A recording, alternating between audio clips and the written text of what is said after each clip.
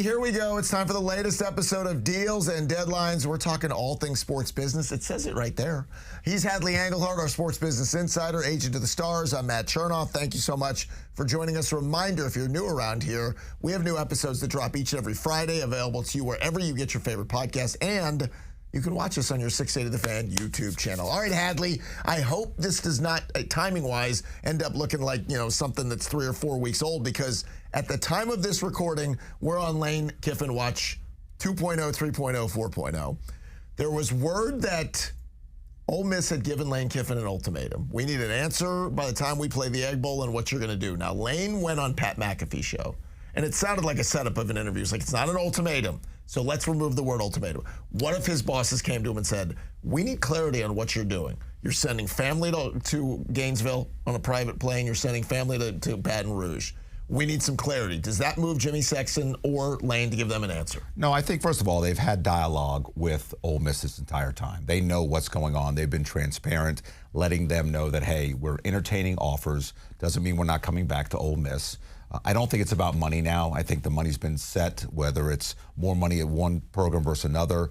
But, if there was an ultimatum, and it's a big if here, we're not sure if it really happened or not, but I get it that they want some clarity so they can move forward. Now, there's no benefit at knowing before the Egg Bowl versus after the Egg Bowl, because if he decides to stay or go, there's the portal period in January, and that will take effect more than anything else. So you'll have to have a new coach in place, or he'll still be in place. So I don't think that matters much. It's just kind of funny. This is like an ultimatum from a girlfriend, hey, you've got to make a decision. Are we going to get married? Are we not going to get married? And so it's something that it's great drama, but I don't think it really changes anything whether he makes and decides now. Listen, they're fighting for a championship right now. Let's talk about that, because you said it's like a girlfriend. No, he's married. He's already married, and he's talking. I didn't say like he had a girlfriend. Right. I said like a girlfriend, generally speaking. He is talking to other suitors, right? So a couple of things. We just saw the most expensive home in Gainesville was sold. I think it's Dan Mullen's old home. Who usually buys those? The incoming coach. So I want to talk to you about Florida and LSU, though, in a moment. But what if Lane says to them, I'm not sure what I'm going to do. I might be leaving. If they get the inclination that he's gone, do they let him coach in the playoff? Because I'm sure his players want to know, hey, are you invested the way you tell us to be invested here? Yeah, I don't think it benefits Ole Miss by saying, let us know now, and if you're not going to be here or you can't commit to us, we're going to have somebody else coach, in the playoffs. They want to win. It doesn't matter who the coach is. Ole Miss is playing the game, not Lane Kiffin. So, again, I get the drama. I'm not sure I understand why they need to know today. They're winning. If it ain't broken, don't fix it. Whatever he's doing is working. Stay on that path. I think he's been transparent with them, obviously by his actions alone, by saying, hey, I'm not committed. I'm not signing an extension. I'm fielding all offers.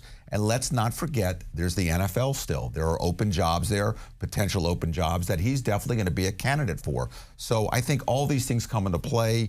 It would be great if he made a decision, but it's great for us because we get to talk about it more. We do. So let's talk about LSU and Florida. Family members were on private jets to Gainesville and to Baton Rouge. That just feels like trolling to me. I mean, what do family members need to see? They need to see the local YMCA, and they need to see the school systems. It just felt like a little bit. I think Lane likes the chaos. I think he likes being flirted with. He likes this. So here's my question to the agent in you. I assume Lane has an offer in hand on his desk from Ole Miss. I assume Lane has a potential offer from both LSU and Florida. The money, as you said, might not matter, but it's all big money, big dollars. What would be the differentiating point for Lane when making the decision? Because at this point, all these schools are going to spend big in the NIL, are going to spend big on resources. What's going to make the ultimate decision? Yeah, I only can tell you from my own experiences representing coaches that when they're offered an opportunity to a new school, and it's a big school and on paper it offers all the things you want to win, it really comes down to your family. It really does. And I've had coaches not take a job because their family didn't feel it. What does that mean? I don't know. I agree with you in the sense that by flying to Gainesville or flying to Baton Rouge, what are you really going to see? The school, meet the coach, go to the local church, go to the YMCA. I mean, really, what are you going to gain from that? They're both really great towns. They offer a lot. Is it about his son? Is he going to, what kind of program he's going to play for? But he always can stay in Oxford and play there if he wants to finish out his high school career there. So I think those things are important, but it is a family decision because the money isn't the issue. And if both teams are committed financially with NIL and resources, It really comes down to a family decision. So I think he wanted to at least put everybody on the same page. And then if it says, hey, we like this town versus that town, that may be the deciding factor. Well, he always has like Florida. That has always been a big thing. The state of Florida has been big for him. Okay, so let's pivot and talk about James Franklin, Virginia Tech. They've nabbed him as their next head coach. Let me give you some of the details on this.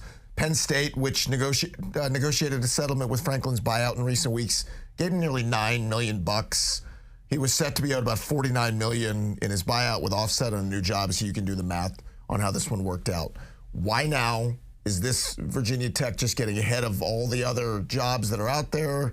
I assume if you're Franklin, you could have waited and maybe looked around. Like, does this seem like the time and the fit that made the most sense? Yeah, I think that what ended up happening here is obviously Franklin, we've talked about Franklin maybe going to Virginia Tech for weeks now.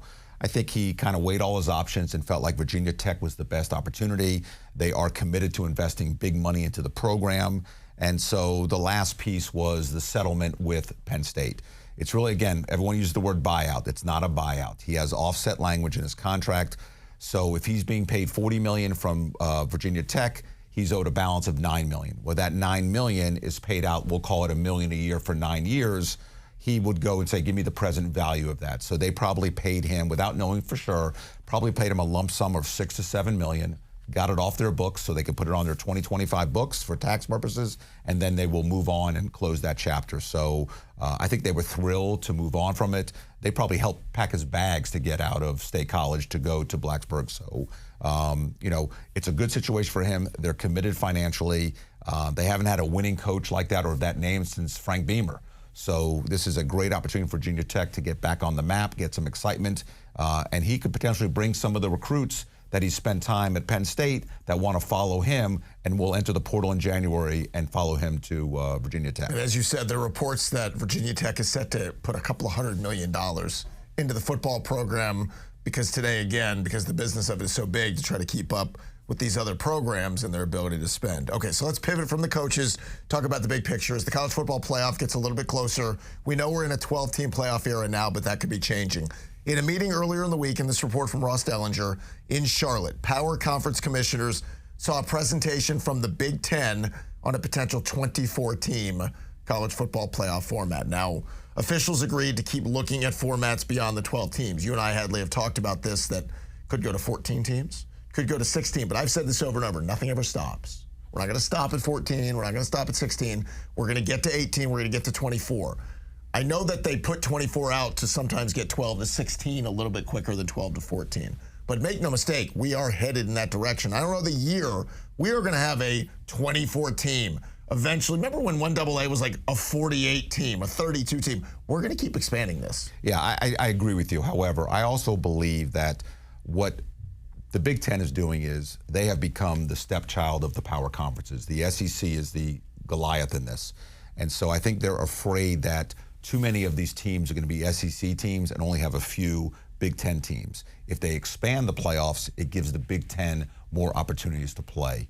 But, you know, it's kind of a joke amongst my colleagues. Are we going to end up inviting DeVry University into this? I mean, it becomes, you know, what's too much? I think the way they look at it now, a Sweet 16 is the way to go, kind of mimicking March Madness, and that's what gets everybody excited. And I kind of think that's the hot point, the hot button there.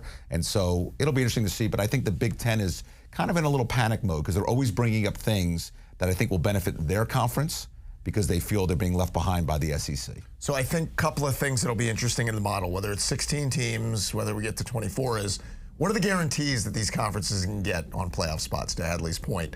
The SEC is going to want to guarantee, the Big Ten is going to want them. They're the two conferences running most of the show. So if we got to 24 teams, you could look at the Big Ten and SEC and say, what if we guarantee to each 6? And then there'll be wild card teams on top of that because we're still going to have the ACC representation. We're still going to have the Big 12 representation. We're going to try to work at a G5 to give the notion of the little guy, the Cinderella, having a chance, and then we'll have some at-larges. So I don't know what the number they're looking for, but more clarity on teams means more money for the conference. Correct. However, if you're part of the SEC and you were voting on this, can you name 6 teams in the Big 10 that are worthy of playing at any championship? You can't. But you're acting like that matters.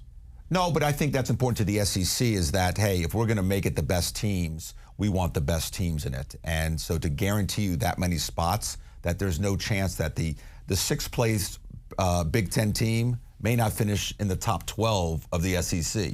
So it wouldn't be fair to the SEC. So I don't know if they would agree to something like that. I like what you're saying, except fair. True. I'm with you. I think when we're doing this show that's all business related, nothing's fair in this, right? So I'm looking at a Big Ten standings just for fun. Indiana, Ohio State, Oregon this year, Michigan, USC, and Illinois. Stop right there, right? Those three are real contenders. No question. Right? And then there's a big drop-off. I think what we have to be clear on, it's the reason Major League Baseball expanded its postseason. Not because they wanted to be more fair and real contenders. It's let's have more playoff revenue. Let's keep the regular season more interesting for more teams. Let's make all the games at the end of the year when you have 82-win teams in baseball and otherwise other seasons not caring, you put playoff implications on there and the games get bigger. I'd say the same here. Hadley, we're trending towards this playoff in 12 teams having a 3-loss team. When we get to 16 and gosh forbid 24, yeah, we're going to have 3-loss teams all over the place. And guess what? There's going to be a time you look up and there's going to be an 8-4 team that you're like, why do they deserve it? And the answer is they don't. We have a spot at the end for them because we have so many spots available. Yeah, and I'm okay with that, with the 8-4, the 9-3 teams. What I'm not okay with right now is the Big Ten, if they were to demand saying, hey, we need 6 teams in this expanded playoffs. I don't think there's 6 teams that are worthy of it. And I don't think the SEC would vote on that. They would rather, I think the SEC would roll the dice and say, all right, we'll do 4 each, and then the rest are at large. Therefore, the SEC will get those at large bids where the Big Ten will not. So the other question, and this is all, bigger stuff down the road, is when we do eventually only have 2 power conferences, right? That the SEC takes whoever they want, Big Ten takes whoever they want, and if you're not in each conference, it's the AFC, NFC version of college football that you're not involved in the big picture playoffs, so you're going to play by those rules of both those conferences. Yeah, exactly. And, you look at a school like a Tulane, who now in some of the projections is the 12th team in the playoffs. You're always going to have that Cinderella type story, which is great. Again, it's like March Madness. So it's always great to have that team involved. But to keep adding those types of teams would take away and dilute what this playoff picture is trying to do. And it's really about the monopoly of these power conferences monetizing it financially for their institutions. And remember, and people need to know this, when a school is in the playoffs, there's money allocated to all the schools back in the conference. Right. So the SEC and the Big Ten really want to have as many teams in because it benefits not only those 4, 5, 6 teams that may be in it, but it trickles down to the other teams as well at some point, so they all benefit from it. All right, coming up, we'll talk about how private equity is still rearing its ugly head and still getting closer in college football, plus the international portion of professional football, the footprint's getting larger. We'll tell you about it next.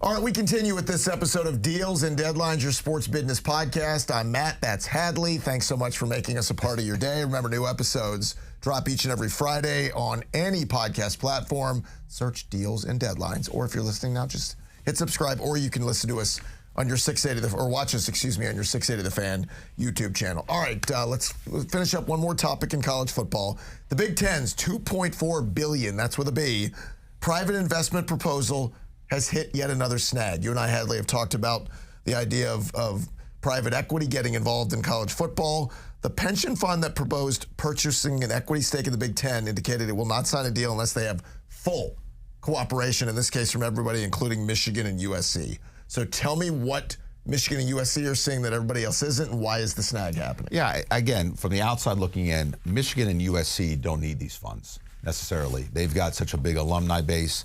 They've got enough facilities. They've got enough NIL monies to compete with the big dogs. So they don't have to sell their rights. And so what they're doing is they would be helping out the conference, which helps out the smaller schools, the less economic fortunate schools. So I think that's where the battle comes into. They're going to have to get their approval. Do they give them the lion's share of the money because they're the bigger programs, the more prominent programs, or do they divide it equally? So that becomes the key question here on how does that work? And again, there's voting rights. There's a lot of things that come into play here that I think USC and Michigan are concerned about. It sounds great on paper. It's just an influx of money. But the reality of it is, how does it affect with the future of the conference? Who decides what's going on? Do they have a say-so in things? And does it really affect them financially more than helping out the other programs? Okay, let's talk about the international footprint in football. We'll talk about the NFL in a minute. We know how big it's been, but college football continues to follow the lead of the NFL. We found out NC State and Virginia are set to play a game in Brazil in 2026. It's the first time these two teams have ever played a game there, the first international game for both universities, and it will be a regulation ACC game. So this, again, is we've seen college football played in Ireland. They played that kickoff game the last couple of years. So, again, another way that sort of they're following the NFL of, like, there's money to be made if we play these international games, a big sponsor, revenue to be made there. So there are going to be a lot more of these to come. Yeah, and it's funny. Now the thing is when they recruit a player, they don't just talk about NIL as, hey, do you have a passport because we're going to be playing overseas. So that becomes the kind of funny thing within the game. But, yeah, listen, if it can bring the school more revenue, which is what it's about. They're not about the exposure and trying to generate fans elsewhere. It's about what are you going to pay us to play in this game? And if it's money that's worth it, more than they would make with their expenses playing, let's say, a home game, then it benefits the program, benefits the NIL. And so at the end of the day, this is just a numbers game. And if it means traveling overseas, so be it. Well, it's also a great way to show off your brand. Right, NC State and Virginia are battling these bigger universities. You'll never get the amount of attention that Georgia, Alabama, Ohio State get. So if you can do this, it's a good opportunity, again, for a brand-building process to do what you want. Let me add, what would be really cool is if you could bring recruits on the trip with you. And therefore, that's really recruiting a player. And what a carrot. But obviously, I don't think you can do that. Although it is a home game for one of the teams. And so to be able to bring recruits out there would be an interesting twist to that. Okay, so after playing 7 international games this year in the NFL, Roger Goodell's already said we're going to bounce it to 9. We're going to move up to 9 international games next season, and owners and franchises have already sort of looked ahead to the future and they want to expand it. And we're going to get to 16 or 17 weeks of full international games. Now, you and I have talked about why. It benefits a couple of different things. We get a game every Sunday morning at 9:30 locally in the East Coast, West Coast 6:30 a.m., so now it's another 3 hours to your football day. But again, it's another revenue producer for the National Football League in lieu of having a team. There was all this notion of could we have an international team? Logistically, there are too many headaches. This is a way that everybody gets their team, their brand on an international stage, but also the league now knows they don't have to deal with the international hurdles they'd have to overcome. Yeah, listen, the NFL isn't expanding, it's colonizing. It really is taking over this. And it's a smart business play. We've talked about it time and time again about that morning slot is wide open for the taking. Why not have it? But talking to players don't love the travel. If they are going to be able to travel first class, have some stuff for their families to do, have a bye week the following week, players are not against it because they understand this brings revenue to them as it trickles down. So again, it has to work out well for them to expand it to the level that every weekend we have an international game. But you could see it happening. It's about making money. And again, the NFL is the first one at the forefront of doing this stuff. I almost wonder where they could go next because I joke about sports being just somewhere to put your name on real estate. You start running out of real estate. Picture an outfield wall in baseball that you filled up all the outfield wall. Okay, where can I put some more potential, branding for more money? The NFL has played 2 games now on Monday night. We've had more Monday night doubleheaders. They play on Thursday night. They've dabbled with the Friday night to begin the season. They take Saturdays when we get to December. Is there a Tuesday night football game in our future? Everything's on the table for them, so what could be next? Yeah, I mean, listen, they're all about finding ways to make money. Now, the one thing that the NFL has been great about, they're also cognizant of their silent partners. That's high school football and college football because they understand that's the backbone of football as well. So they understand that they have to work in conjunction with them. So they're not going to do stuff on a regular basis to put those entities and those brands in harm's way. So, I think the international way is the way to do it. I don't know if the additional days, we already have so many days in a week. So I think it's wonderful. The NFL is at the highest level. Viewership is up. There's so many positive things going on, so many storylines. There's not a runaway team this year. So I think there's a lot of people in play, and I just think it's exciting for the NFL. So I agree to an extent. I think the league looks at the league first. Like the Friday night, there used to be a rule, right, that they weren't allowed to play on Friday nights. Saturdays, though, the league. But I don't know if it was a written rule. I don't know. I think there was governed law that you could not play on Friday night. And there's a reason they got to play the Eagle game this year, Packers, because of the high school schedule. But the Saturday thing is what I want to talk about. When the NFL takes Saturdays, and they've always done this in December, it was always, listen, we gave you the full season. Your season stopped around Thanksgiving before the bowl season. Now that we have a college football playoff, Hadley, look at that Saturday, and I want to say it's December 20th or 21st. The NFL is not going to ignore playing those games on that day, where college football will have a playoff game at noon, I think one at like 4:30 and one at 8 o'clock. The NFL will kind of load it up with some really good games. So it's great for the consumer, but they're not backing off just giving the day to college football. Yeah, I don't think they're backing off, but they're business partners, right? So they're gonna work with them on putting the games at the right time so there's not too much overlay, because they want all the advertisers to be happy and not competing with each other. But you're right, they've had the open to November, December because college is over with, so they can move to Saturdays. The reality is they will always work together. They'll look at themselves first, but they're silent business partners they'll always work with to try to make it a win-win for everybody. I think the other thing, interesting part of college football remains the biggest brands, and the SEC is the one, I think, entity that travels across the nation. Now, there are some exceptions. Ohio State in the Big Ten, Michigan to some extent, maybe Notre Dame. But I'm looking at the ratings again from last week. Oklahoma, Alabama, last Saturday did 10.5 million. That's always the number. When you get to 10 million in college football for a regular season game, that's the bar. Texas, Georgia, last Saturday night did 10.4 million. So it remains Alabama, it remains Georgia. Certain Saturdays when Ohio State's playing that big game, once in a while Michigan. Even Notre Dame Pitt, which was a decent game, only got 4 million. So the SEC, and to your point a little bit earlier to circle back, yeah, they could dictate a lot of this stuff. When they have 3 or 4 of these brands, Georgia, Texas, Alabama, and then a few others, yeah, they can kind of lead everybody else around and say, you're going to follow our lead. Yeah, you said college football. It's really not college football. It's really SEC football. These numbers are NFL-type numbers. It's becoming, NCAA football with the SEC is becoming the NFL side hustle. I mean, it is really big numbers, and it just shows that people love good football, and they love big conference football like the SEC. And so I'm not surprised the numbers are high. And as we get further on and these rivalries really ratchet up, I think these numbers are going to stay this way, especially in the SEC. All right, coming up, Hadley, we'll talk about a big story in college football that deserves more attention. I'm talking edible mascots. I'm not making it up. Plus, the gambling scandal in Major League Baseball now has the government's attention. We'll tell you about it next.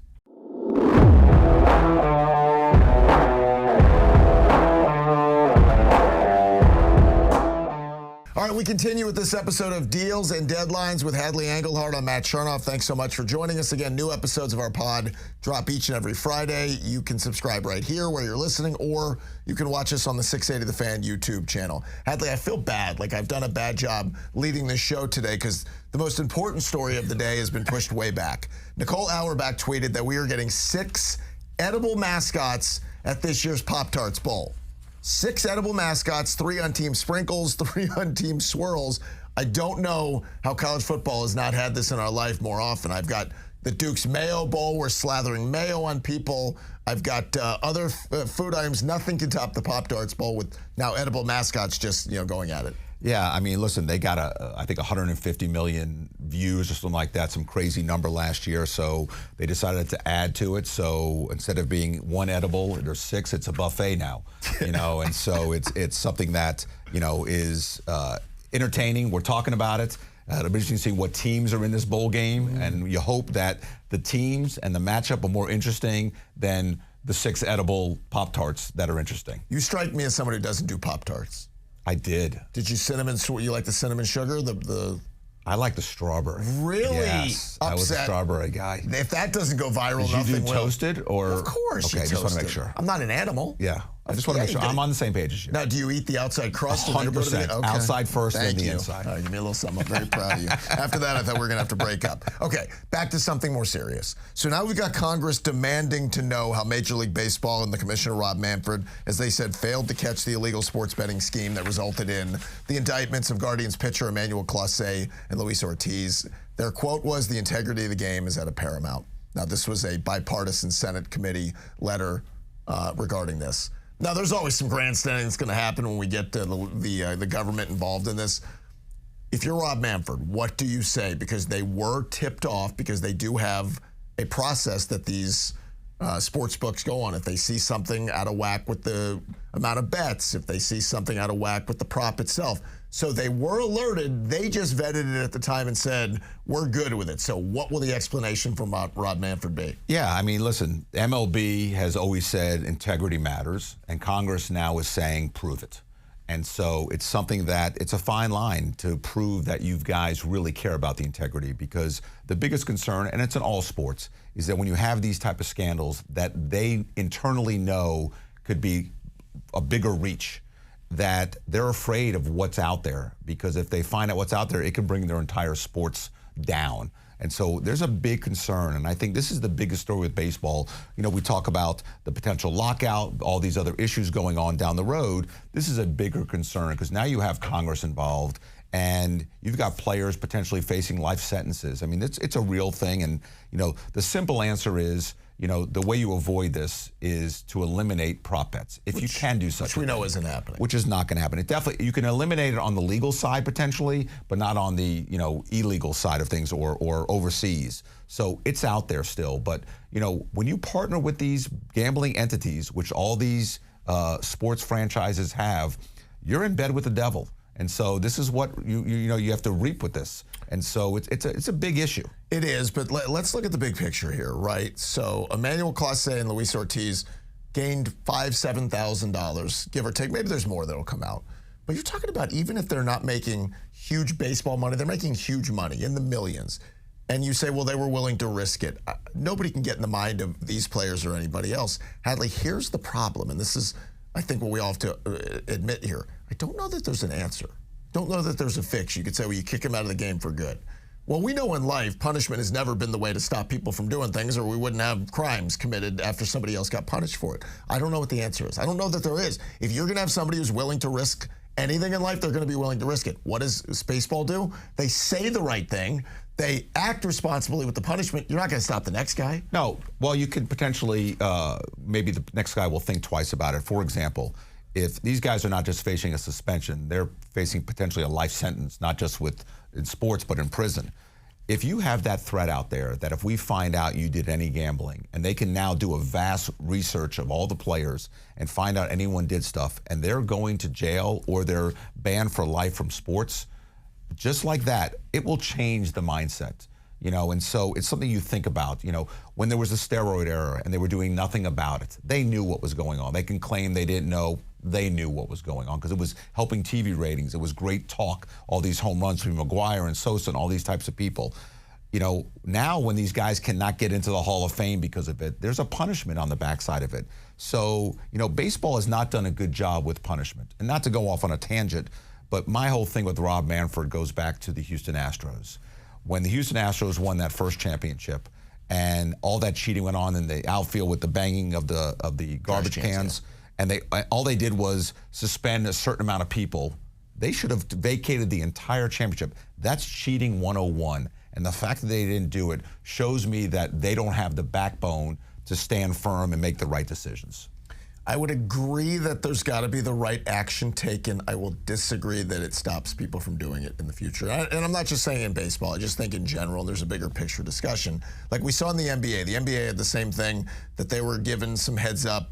There were red flags on a couple of the prop bets that we made, or that were made in the scandal that we've talked about here recently. I don't know what you do because, again, you're in a relationship with these gambling companies because it's good business. But if you're a player who's making, let's say you're just an average baseball player, you're making $2 million. Are you willing to risk it all? By the way, I love that. You're an average baseball player making $2 million. I know, but we know where the salaries are. Yeah. But Emmanuel Clase or Luis Ortiz, $7,000. Get inside their head and tell me why they did what they did. There's no answer. Right. No, listen, you're not going to find a definitive answer across the board, but you have to do something. Sure, you have to act. And so when you act and you know, again, an athlete has the privilege to play a sport and have it as a career. You threaten to take that away by actions that you do off the field, off the court, people will think twice about it. Will it take it away completely? No, but it will deter many people from doing it because they don't want to risk this opportunity, you know, for this livelihood. All sports, but we use it in the NFL. The NFL stands for not for long. All these guys know that from age 20 to 30 is your window. In some sports, it's even smaller than that. The average lifespan of an NFL player is about 3.5 years. So, you know, you don't want it to be ruined. We have injuries. We have coaching changes. We have a lot of things that happen in sports generally. if it's an action that you can control, where it's doing something like this, and you make it at the forefront and not just kind of as an add-on, where if you gamble or involved in any way of giving out inside information and we find out you're banned from the sport, not a 3-strike, 1 strike, it will reduce it significantly, I believe. I think your biggest point that should not be ignored is I think baseball would be worried to look. I think when you start to look, you find stuff you don't want to know, and then all of a sudden it's Pandora's box. Yeah, and by the way, Shohei's part of this story, right? No, I mean, it was his everything interpreter. that went on there. No, it was his interpreter. He didn't do it. Correct. Is it bigger than that, or they didn't want to bring the sport down? Of He's the course. icon. So there's all these questions. I think Congress is going to be smart about this and delve into this to make sure that we don't have this moving forward. All right. Well, we know there are going to be more gambling stories and more business stories. If you guys want to keep up with us, remember you can subscribe here. And you can find new episodes of our podcast, Deals and Deadlines, every Friday morning when they drop, or watch us on our 680 The Fan YouTube channel. Subscribe there, and you'll get episodes as well. Thank you to Andrew Groover for making this possible. Thanks to you guys for checking it out. We'll talk to you next time on Deals and Deadlines.